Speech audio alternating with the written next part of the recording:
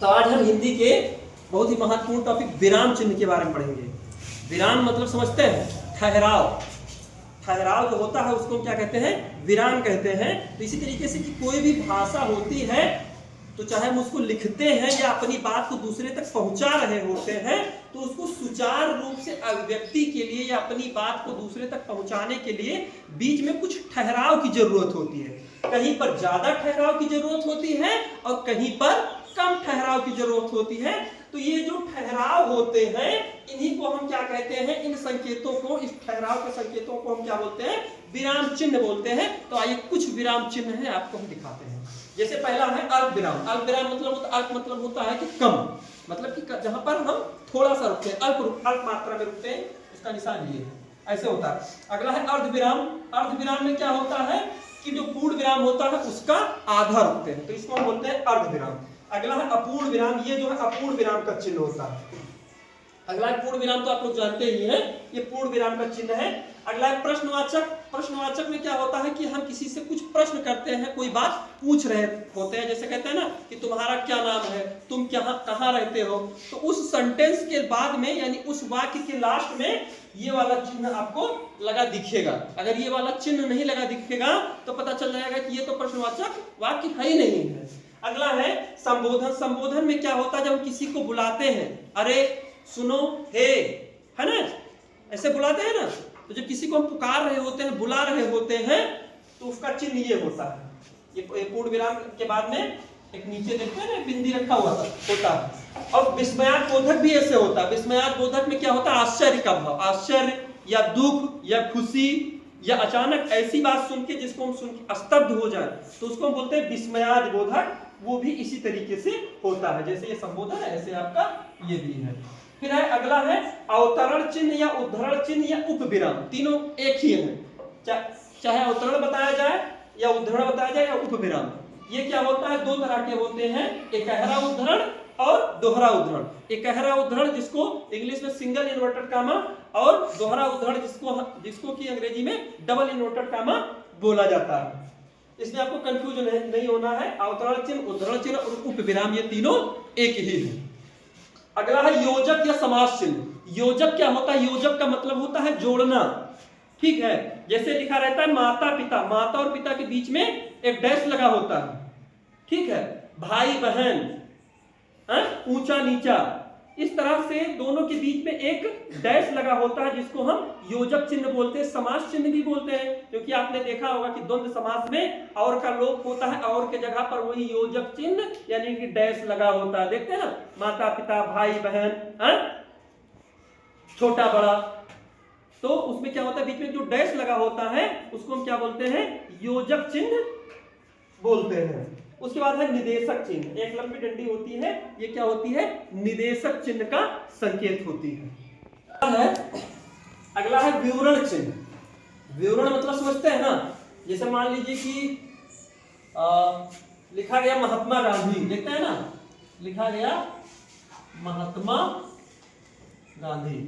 अब मान लीजिए महात्मा गांधी कौन थे, उनके बारे में लिखना है, उनका विवरण देना है, तो इस तरीके से चिन्ह लगाते हैं, नहीं लगाते हैं, तो ये होता है विवरण चिन्ह। क्या होता है, विवरण चिन्ह। अगला है हंसपाद चिन्ह या त्रुटि चिन्ह। अब त्रुटि चिन्ह है अगर तो आप बता लेंगे, जैसे मान लीजिए कि हंसपाद चिन्ह है, तो लोग कंफ्यूज होंगे हंसपाद क्या है।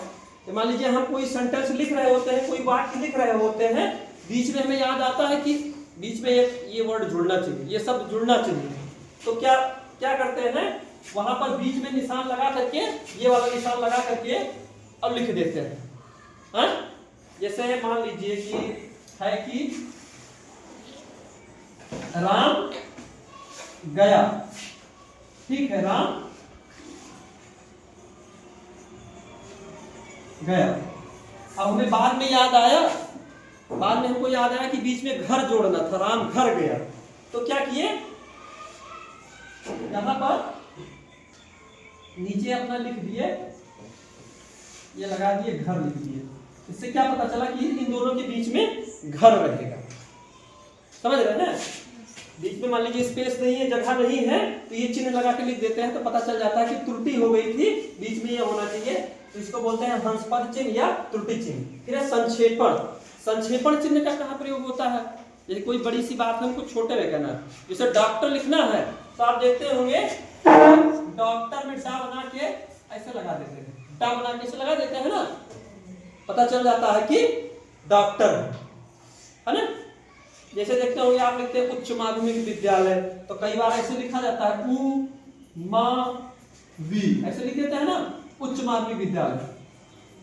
इससे क्या पता चलता है कि ये लाघव कर देता है। लाघव लघु मतलब छोटा होता है, यानी लाघव यानी बड़े शब्द को छोटे में कर देता है, तो इसको हम संक्षेपण कहते हैं।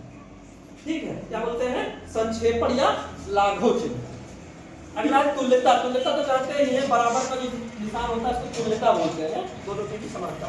कोष्ठक, कोष्ठक जानते हैं, 3 तरह के कोष्ठक होते हैं, छोटा मतलब बड़ा कोष्ठक या ब्रैकेट जो होता है तो जानते ही हैं।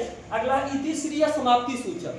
जब कोई बात खत्म हो गई, लिख के समाप्त हो गया तो बोलते हैं इतिश्री हो गया, मतलब कि बात खत्म हो गई, यहाँ पर लाइनें खत्म हो गई तो वहां पर कौन सा चिन्ह लगता है? ये लगता है। ये लगा के इस तरीके से करते हैं, देखे होंगे आप लोग। तो इसको बोलते हैं इतिश्री यानी कि समाप्ति सूचक चिन्ह। अगला है विकल्प चिन्ह। विकल्प जिसको आप लिख कहते हैं ना कि यहाँ पर घर होगा कि जल होगा, जैसे मान लीजिए घर, आप लिख जल, आप लिख मकान, तो ये क्या होता है? आब्लिक मतलब कि विकल्प चिन्ह, यानी ये भी हो सकता है, ये भी हो सकता है, इन तीनों में से कोई भी हो सकता है, तो इसको बोलते हैं विकल्प चिन्ह। अगला है लोप चिन्ह। लोप चिन्ह मतलब समझते हैं? लोप मतलब कि गायब हो जाना।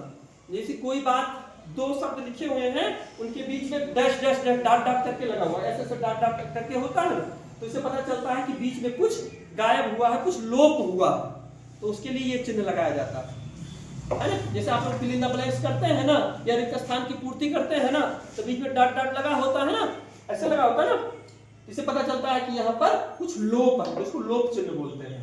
अगला है पुनरुक्त चिन्ह। ये पुनरुक्त क्या होता है? पुनरुक्त मतलब कि कोई भी बात की पुनरावृत्ति होती है। जैसे मान लीजिए कि आप लिखते हैं कोई चीज लिखते हैं, मान लीजिए उच्च माध्यमिक विद्यालय है, फिर दूसरे भी लाइन में उच्च माध्यमिक विद्यालय लिखना है, तो बार बार लिखने से क्या करते हैं? जैसे मान लीजिए यहाँ पर लिखा था घर गया, ठीक, मान लीजिए कि यहाँ लिखा है राम घर गया, फिर नीचे लिखा था सोनू, और यहाँ भी मान लीजिए घर गया लिखना है तो ऐसे लगा देते हैं, ये वाला देखिए ना। इससे क्या पता चलता है कि जो ऊपर बात लिखी गई है उसी की पुनरावृत्ति हुई है, उसी की पुनरुक्त हुई है। पुनरुक्त 2 से मतलब पुनर्धन उक्ति, यानी उसी बात को उक्त मतलब कही गई है, यानी उसी बात को पुनः कहा गया है, यानी ऊपर वाली ही बात नीचे पता चल गया कि घर गया, इसका मतलब कि घर गया, ये बात लिखी। समझ रहे हैं ना बात? पुनरुक्त चिन्ह होता है। अगला है संकेत चिन्ह, ये इस तरीके से होता है। ठीक है, चलिए आज के